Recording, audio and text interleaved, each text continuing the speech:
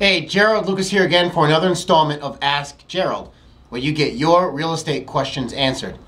Today's question comes from Jason, and Jason writes from Fort Wayne, Indiana. And Jason's question is it better to have a written lease for a tenant or a month-to-month agreement? That's a great question, Jason, for all the landlords out there and for the tenants out there. And basically a month-to-month agreement gives both the landlord and a tenant more flexibility, because either can cancel with a 30-day notice. And in your case as a landlord, that may work to your advantage or your disadvantage depending on how things turn out. So if, for example, you have a very good tenant, it's probably in your best interest to have as long a lease term with that good tenant as possible. On the flip side, if you have a bad tenant, a month-to-month agreement gives you more flexibility to get rid of that bad tenant.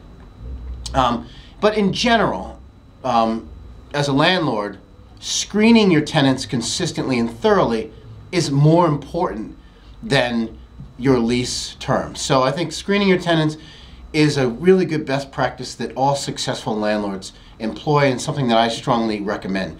But to answer your question, what I would suggest that you do is take the best of both worlds and take a hybrid approach. Start with a written lease.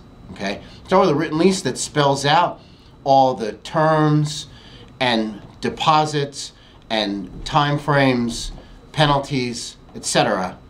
And when that lease expires, let it revert to a month-to-month agreement. So thanks for your question, Jason. For more real estate tips, visit performanceproperty.com and check out Performance Properties YouTube channel as well. I'm Gerald Lucas, and I'll see you again soon.